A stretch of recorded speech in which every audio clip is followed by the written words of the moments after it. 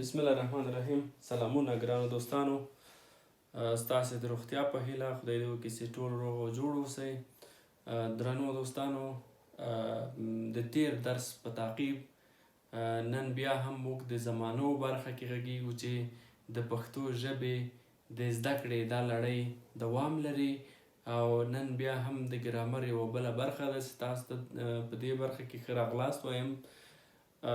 ګرانو دوستانو، په تیر لوستونو کې موږ د زمانو ډولونو موضوع ده چې یا اقسام زمانه چې په هغې کې موږ دا په دریو برخو تقسیم کړې وې چې اوله برخه، دویمه برخه، اوله او دویمه برخه موږ لوستې دي.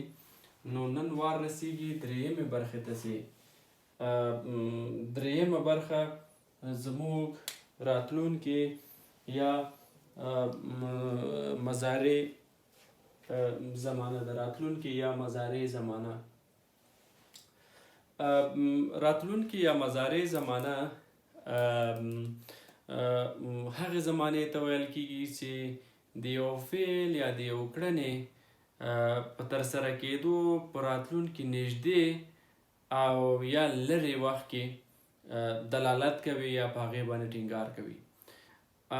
دې ته موږ مزارع یا راتلونکې زمانه وایو. درنو دوستانو، دغه زمانه په خپل وار سره په دوو برخو ویشل کېږي چې مطلقه راتلونکې زمانه ده او استمراري راتلونکې زمانه ده. چې دلته ما لیکلی دي چې مطلقه راتلونکې زمانه او دویمه شمیره استمراري راتلونکې زمانه، چې په دې هر یو کې په لنډ ډول ما مثالونه هم مخکې له مخکې لیکلي دي چې مطلقه راتلونکې زمانه کومه زمانه ده. مطلقه راتلونکې زمانه هغې زمانې ته ویل کېږي چې د یو فعل په ترسره کېدو په مطلق ډول په راتلونکي کې دلالت کوي. د یو فعل په ترسره کېدو یا د یو کړنې په ترسره کېدو په مطلق ډول په راتلونکي کې دلالت کوي. لکه مثلا دوی به وغواړي چې دغه کار ترسره کړي، یا زه به وغواړم په همدې ترتیب. او دویمه شمیره درنو دوستانو ده چې استمراري راتلونکې زمانه. استمراري راتلونکې زمانه هغې زمانې ته ویل کېږي چې د یو فعل یا د یو کړنې په ترسره کېدو په راتلونکي کې د دوام ټینګار کوي یا د استمرار غوښتنه کوي یا د دوام غوښتنه کوي.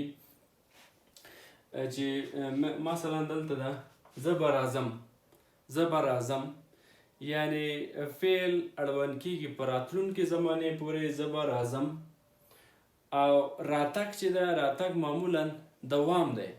ځکه چې یو سړی چې یو ځای نه حرکت کوي او بل ځای ته ځي، نو زه به راځم زما فعل چې ده هغه د دوام په حالت کې ده. نو دلته راتلونکې استمراري زمانه ټینګار د دې کوي چې یعنی فعل ته دوام ورکوي. یا مثلا دوی به راځي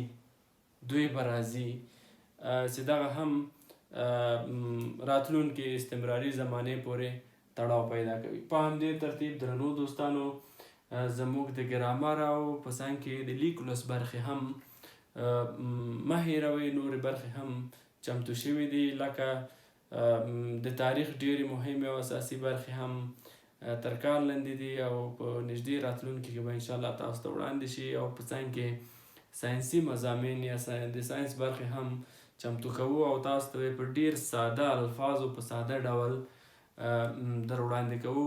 نو ګرانو دوستانو، له موږ سره اوسئ تر څو زموږ د ښکلو برنامو څخه یا پروګرامونو څخه خوند واخلئ. ګرانو دوستانو، یوه هیله در څخه کوم چې حتما زموږ چینل در سره سبسکرایب کړئ او له خپلو دوستانو سره هم شریک کړئ. تر بیا چې زه ستاسو درانه خدمت ته حاضرېږم، په پاک او لایزال رب مو سپارم. ښه وخت ولرئ، ښې چارې.